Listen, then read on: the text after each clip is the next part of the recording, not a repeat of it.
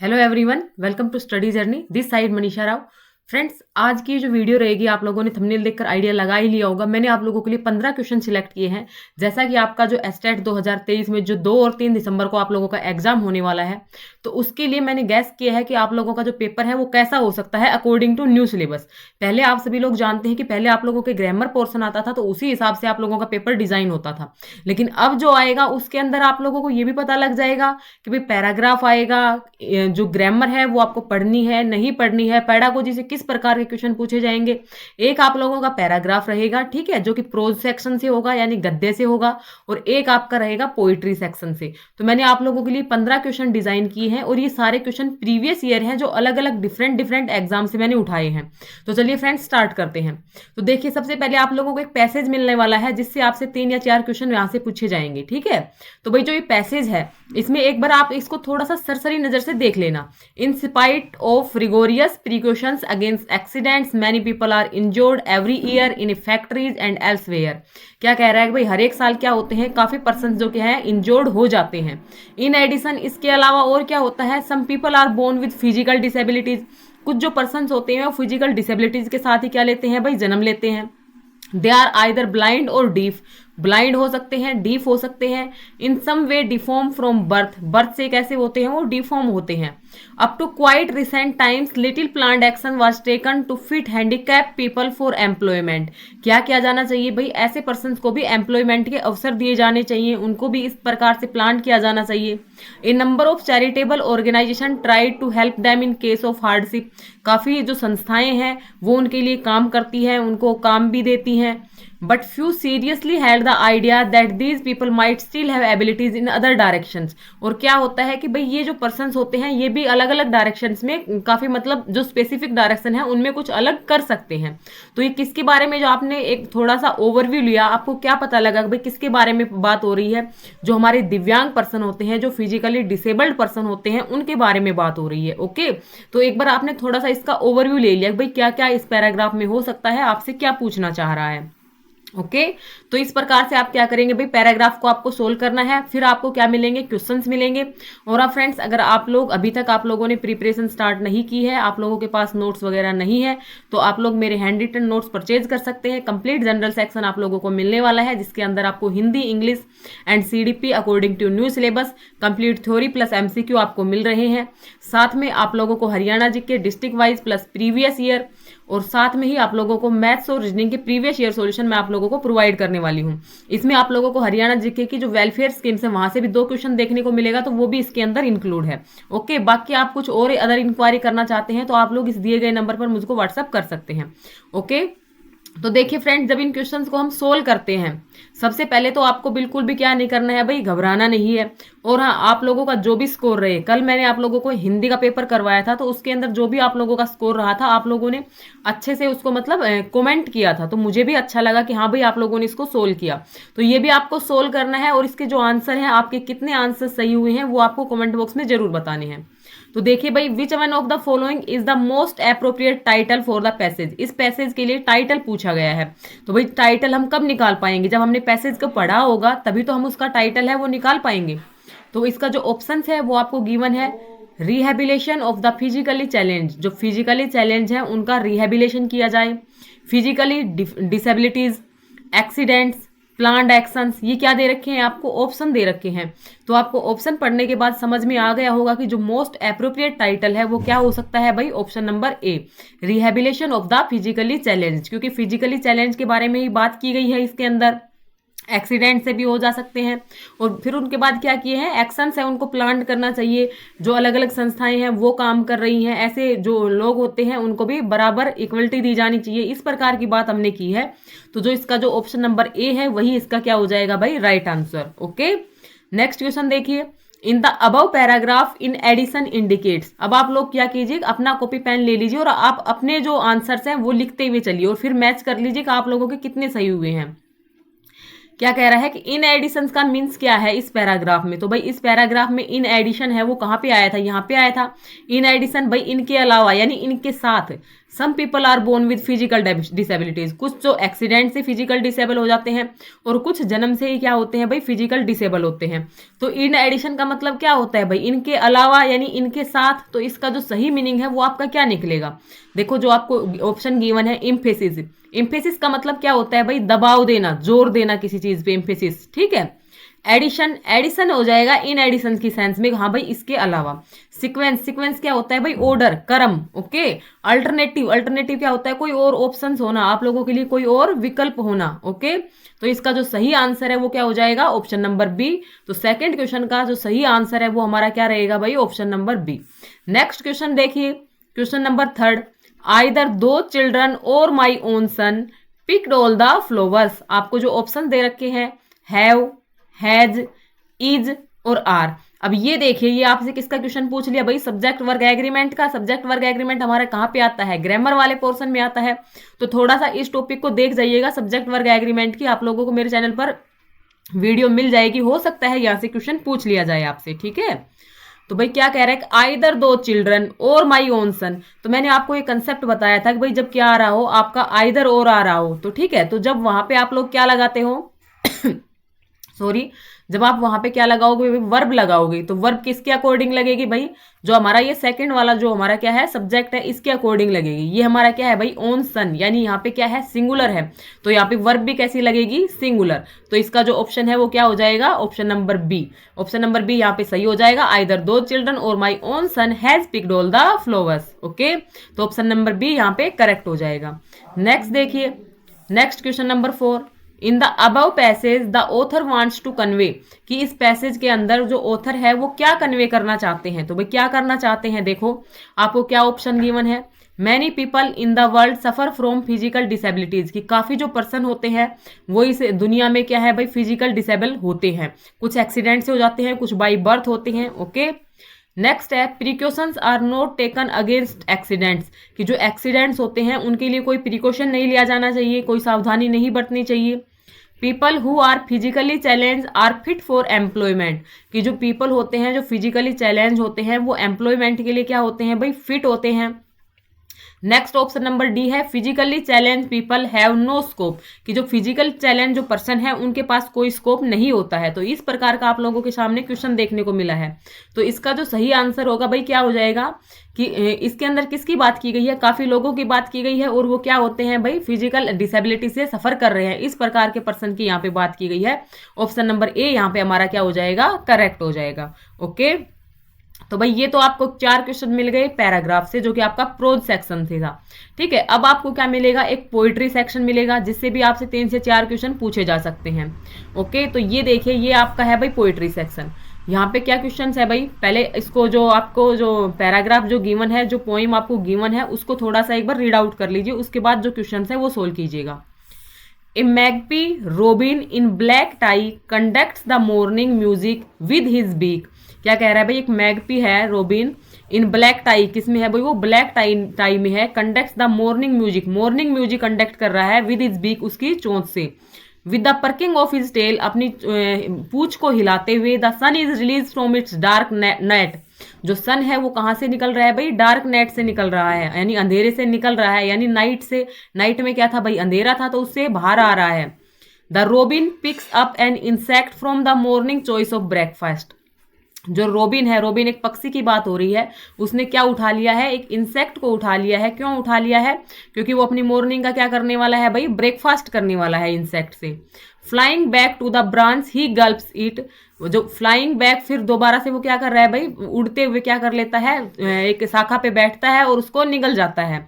To the tune of its struggling wings soon children and horns school bell and dogs join issue with silence of morning butterflies wide, okay. यहाँ तक आपका क्या है भाई, ये poetry का एक पैसेज दिया गया है आप लोगों के सामने। इससे रिलेटेड अब आप लोगों को क्वेश्चन मिलेंगे, तो उन क्वेश्चंस के आंसर आपको देखो किस प्रकार निकालने हैं भाई। जो फर्स्ट जो क्वेश्चन है इसके अंदर, यानी ये क्वेश्चन नंबर हमारा क्या है भाई, 5 है। Why does the poet refer to the black neck of a magpie as a black tie? कि जो पोइट है वो रेफर क्यों कर रहा है कि मैगपी की जो ब्लैक नेक है उसको ब्लैक टाई से रेफर क्यों कर रहा है। तो भाई क्यों कर रहा है, देखो आप लोगों के सामने ऑप्शन क्या क्या है। It is the black part of body, क्योंकि वो बॉडी का ब्लैक पार्ट है। He is going to produce music, वो म्यूजिक प्रोड्यूस करने जा रहा है। थर्ड है भाई conductors of music wears a black tie, conductors यानी जो म्यूजिक को कंडक्ट करते हैं वो क्या करते हैं, ऑलमोस्ट ब्लैक टाई पहनते हैं। Dark night has just come to an end, कि जो डार्क नाइट है वो खत्म होने वाली है। तो देखो भाई इसका जो सही आंसर है वो क्या हो जाएगा, ऑप्शन नंबर 3, क्योंकि जो म्यूजिक कंडक्ट करने वाले हैं वो क्या पहनते हैं भाई, ब्लैक टाई पहनते हैं। तो उसकी ब्लैक नेक को ब्लैक टाई की तरह क्या किया है, जो पोइट है हमारे वो उसके साथ रेफर कर रहे हैं। ओके, नेक्स्ट क्वेश्चन देखिए, question number 6, what has the sun come out of, जो सन है वो कहां से आ रहा है भाई, a net that is black in colour, एक ऐसे नेट से निकल रहा है सन जो ब्लैक कलर में कैसा है भाई, ब्लैक है। ए डार्क रूम, एक अंधेरे काले कमरे से निकल रहा है। The darkness of the night, night की डार्कनेस से निकल रहा है। वेरी डार्क क्लाउड्स, बहुत जो गहरे जो बादल थे, काले बादल से, उनसे निकल रहा है। तो इसका जो आंसर होगा वो क्या होगा भाई, ऑप्शन नंबर 3। क्या होगा भाई, ऑप्शन नंबर 3, कि जो नाइट की जो डार्कनेस थी उसको चीरते हुए कौन निकल रहा है, हमारा सन निकल रहा है। Okay, clear. नेक्स्ट क्वेश्चन देखिए, नेक्स्ट क्वेश्चन नंबर हमारा क्या आ गया भाई यहाँ पे 7 number.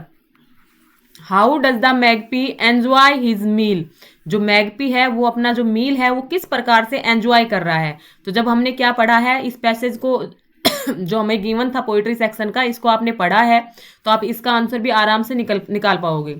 He has many items available for his breakfast, कि उसके पास काफ़ी क्या है भाई आइटम्स हैं ब्रेकफास्ट के लिए। Music is played when he is eating, music कब बज रहा है भाई, जब वो क्या कर रहा है, ईट कर रहा है। A is right and b is wrong, a क्या है, सही है, और बी क्या है, रोंग है। नेक्स्ट जो ऑप्शन दिया गया है, a is wrong and b is right, a क्या है, रोंग है, और बी क्या है, राइट है। थर्ड जो ऑप्शन है, both a and b are right, both a and b are wrong. तो भाई इसमें जो सही आंसर होगा हमारा क्या हो जाएगा, कि भाई कब कर रहा था वो, जो क्या क्वेश्चन था, मैगपी अपने मील को कब एंजॉय कर रहा था, जब म्यूजिक बज रहा था, और तब वो क्या कर रहा था भाई, अपने जो खाने को वो एंजॉय कर रहा था। इस प्रकार का था, किस प्रकार का, जो इसका जो सही आंसर है वो आप क्या लगाओगे।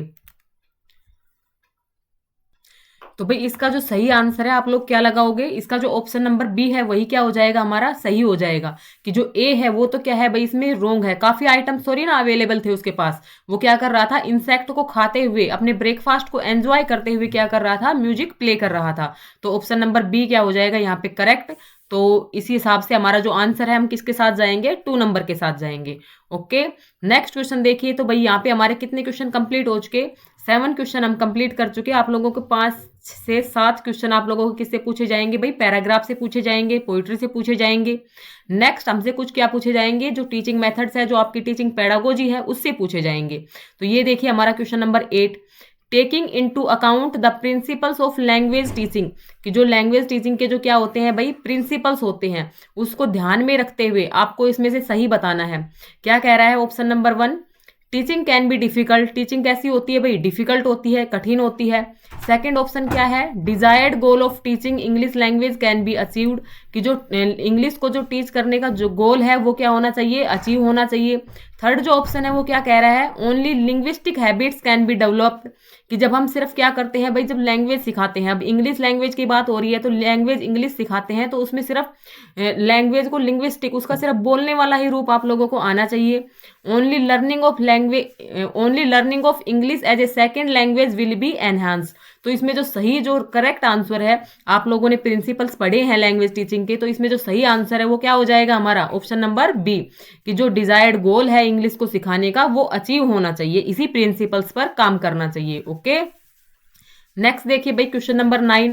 क्वेश्चन नंबर 9 क्या है भाई, recent scheme of evaluation outlined by CBSE, जो सीबीएसई है वो किस पैटर्न को फॉलो करती है। जब आप लोगों ने इवेल्युएशन वाला चैप्टर पढ़ा होगा तो उसमें आप लोगों ने क्या पढ़ा होगा भाई, कि जो अभी जो सीबीएसई स्कूल है वो किस तर्ज पर काम करते हैं, सीसीई पर काम करते हैं। किस पे काम करते हैं, सीसीई। और सीसीई की फुल फॉर्म क्या होगी, continuous and comprehensive evaluation, continuous and comprehensive evaluation, सतत एवं समग्र मूल्यांकन। ये आपको हिंदी में भी याद रखना है, हिंदी में भी ये क्वेश्चन आप लोगों से सेम बन सकता है। सतत एवं समग्र मूल्यांकन जो सीसीई है उसकी फुल फॉर्म होगी। ओके, तो सीबीएसई किस आउटलाइन पर काम कर रहा है? सीसीई पर काम कर रहा है। ओके, नेक्स्ट देखिए question number 10, remedial teaching should be carried out after identification of. भाई मैंने आप लोगों को रेमीडियल टीचिंग पढ़ाई है, अगर जिन लोगों को नहीं पता रेमीडियल टीचिंग क्या होती है तो आप लोग क्या काम करिएगा कि आप लोग सर्च कीजिएगा English pedagogy complete bye study journey. आप लोग ऐसे सर्च भी कर सकते हैं या आप लोग प्लेलिस्ट पे जाएंगे तो आप लोग को एक प्लेलिस्ट मिल जाएगी, वहां पे आपको 5 वीडियो के आसपास मिलेंगी इंग्लिश पेडागोजी की, जहां पे मैंने आपको कंप्लीट थ्योरी विद एमसीक्यू करवाया है। तो उसको देख लीजिए, आपको पता लग जाएगा, आपको एक समझ बन जाएगी कि रेमीडियल टीचिंग क्या होती है। तो भाई जो रेमीडियल टीचिंग है कब की जानी चाहिए? टेक्स्ट एंड टेस्ट, टेक्स्ट और टेस्ट के बाद, टेक्स्ट एंड लर्निंग के बाद, malady on language test and its cause, merits of teacher. तो इसमें जो आपको एप्रोप्रिएट जो आंसर है वो क्या लग रहा है? Option number C. Option number C क्यों हुआ भाई? कि जो रेमीडियल टीचिंग करते हैं, कब करते हैं भाई रेमीडियल टीचिंग? अब किसकी बात कर रहे हैं? लैंग्वेज की बात कर रहे हैं। तो पहले हम लैंग्वेज को क्या करते हैं भाई? सिखाते हैं। उसके बाद हम क्या निकालते हैं? जो प्रॉब्लमेटिक जो चाइल्ड होते हैं, जो समस्यात्मक बालक होते हैं, यानी जिनको समझ में नहीं आ रहा, उन बच्चों को निकालते हैं कि भाई उनको कहाँ पे प्रॉब्लम आ रही है, वो क्यों उस चीज को नहीं सीख पाए। और फिर टीचर क्या करता है? उनका अच्छे से क्या करता है भाई? डायग्नोस करता है, एक प्रकार से क्या करता है? डायग्नोस। और डायग्नोस करने के बाद ही उनको क्या प्रोवाइड करता है? रेमीडियल टीचिंग प्रोवाइड करता है। तो ये जो आपका ऑप्शन नंबर सी है यही कह रहा है कि भाई ऐसे टेस्ट के और उसके जो कारण है उनका क्या किया जाए? मेलेडी की जाए, उनका डायग्नोस किया जाए, उसके बाद आपकी रेमीडियल टीचिंग प्रोवाइड किया जाए। ओके, नेक्स्ट देखिए question number 11, remedial programme is designed keeping in mind. कि जो रेमीडियल जो प्रोग्राम है हम डिजाइन करते हैं तो उसके लिए क्या माइंड में रखना चाहिए? तो क्या माइंड में रखना चाहिए भाई? ईच स्टूडेंट स्ट्रेंथ, हर एक स्टूडेंट की जो स्ट्रेंथ है, जो उसका प्लस पॉइंट है, सिर्फ उसी को ध्यान रखना चाहिए। ईच स्टूडेंट्स वीकनेस, हर एक जो कैंडिडेट है उसके नेगेटिव पॉइंट को ध्यान में रखना चाहिए। Each student strength and weakness, कि उसके प्लस पॉइंट को भी और उसके नेगेटिव पॉइंट को भी, दोनों को साथ में ध्यान में रखते हुए रेमीडियल प्रोग्राम क्या किया जाना चाहिए? डिजाइन किया जाना चाहिए। तो बिल्कुल सही बात है भाई, ऑप्शन नंबर सी है वही हमारा क्या हो जाएगा? करेक्ट हो जाएगा कि हर एक स्टूडेंट की जो स्ट्रेंथ है, हर एक स्टूडेंट की जो वीकनेस है उसको ध्यान में रखना चाहिए।